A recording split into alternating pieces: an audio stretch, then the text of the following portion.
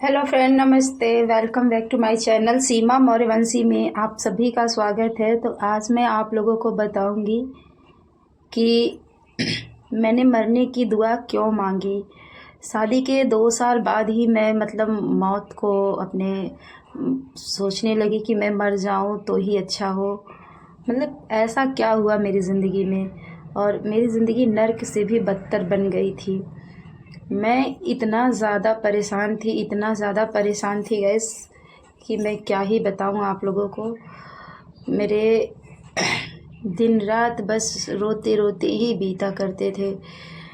और मैं बहुत खुश रहने वाली और हमेशा कि बोलने वाली, ऐसा मेरी ज़िंदगी में क्या हो गया कि मुझे ये सब मौत की दुआ मांगनी पड़ी। ऊपर वाले से मैं हमेशा यही मनाती थी कि मैं मर जाऊं तो ही अच्छा हो। इतना ज़्यादा किसी को तकलीफ़, हम तो सोचते हैं कि हमारा कोई दुश्मन भी हो ना, तो उसको भी ऐसी तकलीफ़ भगवान ना दे और ना ही उसकी ज़िंदगी में ये दुख आए। तो फ्रेंड्स, ऐसा क्या हुआ था मेरी ज़िंदगी में, आप लोगों को अगर जानना है तो प्लीज़ आप लोग, मैं 2 बार रिपीट कर रही हूँ कि फुल वॉच करिएगा वीडियो को और देखिएगा ज़रूर कि मैंने ऐसा क्यों सोचा और आखिर हुआ क्या मेरी ज़िंदगी में।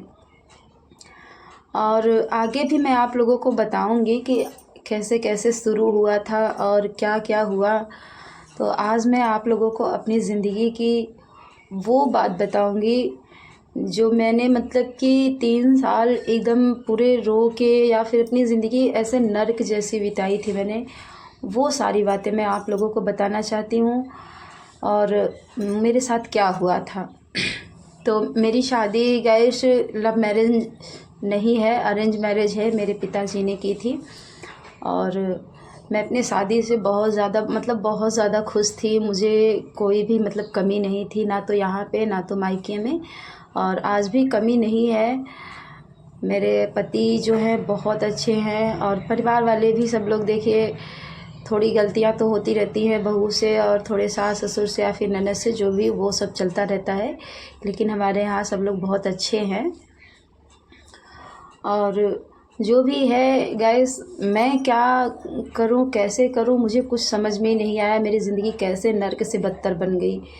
मेरा फर्स्ट डिलीवरी हुआ और मेरा बड़ा वाला बेटा 1.5 साल का ही था, सिर्फ 1.5 साल का था।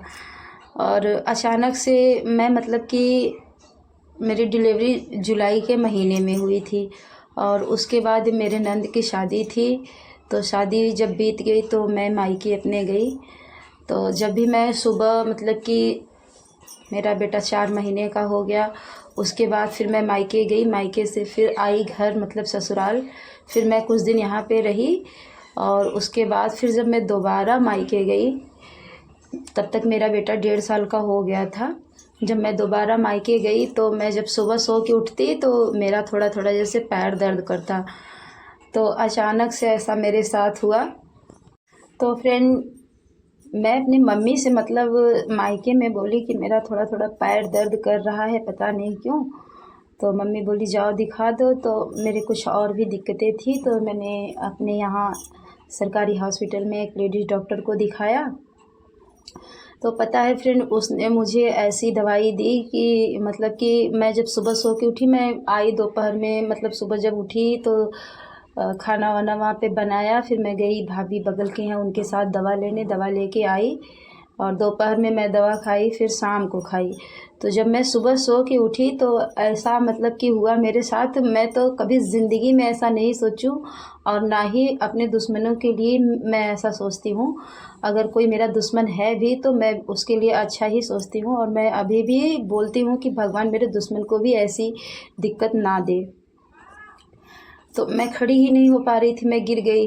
तो मुझे कि पता है फ्रेंड, मैंने क्या सोचा कि यार मुझे हो क्या गया। मैं इतना कि हाँ, सब कुछ ठीक, कभी कुछ हुआ ही नहीं। और हम लोग शादी से पहले बहुत स्वस्थ रहते थे, कभी हम लोगों को कुछ भी नहीं होता था, थोड़ी बहुत सर्दी जुकाम बुखार इतना ही चलता था। तो अचानक से ऐसा क्या हो गया कि मैं गिर गई और मैं खड़ी ही नहीं हो पाई। तो फिर मैंने देखा कि मेरे दोनों पैर एकदम मतलब कि फूल गए हैं और हाथ वगैरह सब फूल गया है, मतलब क्या ही मैं बताऊँ गाइस। और उसके बाद फिर मैं जब बोली उनको जाके, तो बोली कि अरे तुमको ये दिक्कत है, झूठ मतलब कि गलत मुझे दवाई दे दी। थोड़ा बहुत जो दिक्कत था वो बहुत ज़्यादा बढ़ गया।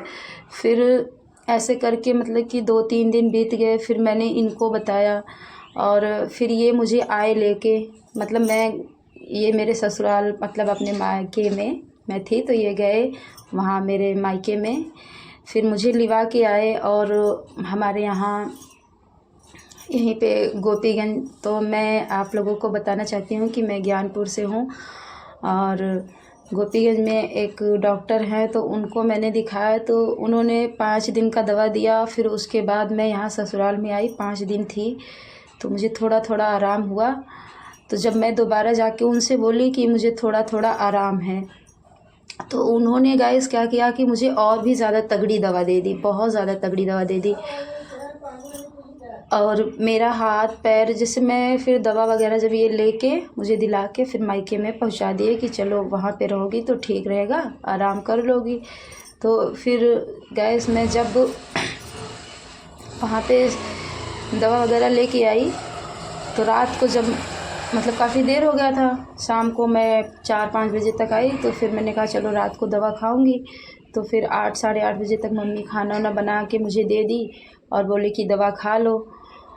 तो जब मैं गाइस दवा खा ली, तो जैसे ही 10-11 बजा और दवा का असर शुरू हुआ, तो फ्रेंड मैं जैसे थी वैसे ही मेरे हाथ पैर सब एकदम ऐसे मुड़ गए। और यहाँ तक कि मैं अपने बच्चे को भी गोद में नहीं उठा पाती थी और मुझे इतना रोना आता था कि मैं रोते रोते पूरा मेरा दिन रात बीत जाता था। मुझे कुछ समझ में नहीं आता था कि मैं क्या करूँ। मैं अपने बच्चे को भी गोद में नहीं उठा पाती थी और मैं आसपास अपने सबको देखती थी चलते फिरते, तो मुझे बहुत तकलीफ़ हो रही थी उस समय कि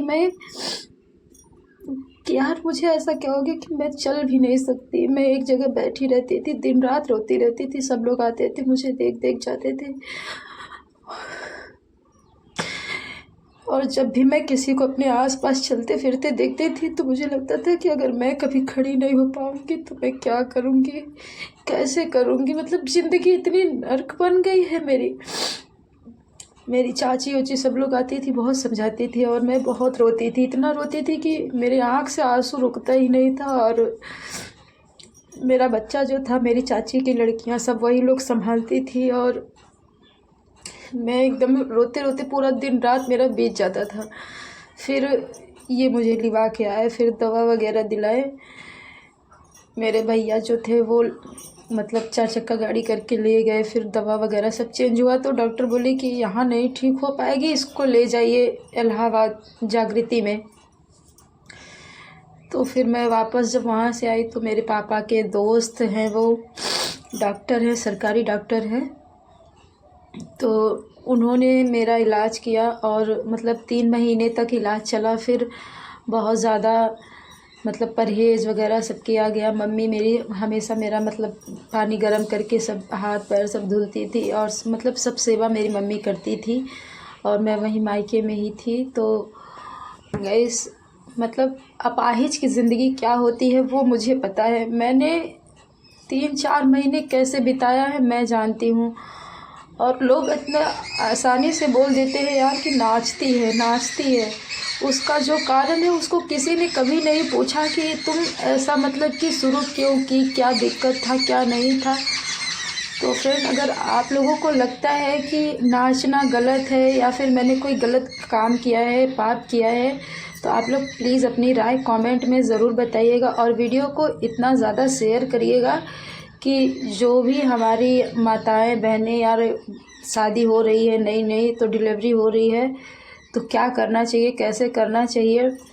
आगे मैं अपनी दूसरी वीडियो में बताऊंगी आप लोगों को कि डिलीवरी जब हो, फर्स्ट डिलीवरी, तो कितने दिन बाद काम करना चाहिए और कैसे रहना चाहिए, क्या करना चाहिए। क्योंकि जो चीज़ मैंने झेला है मैं नहीं चाहती कि कोई और भी झेले।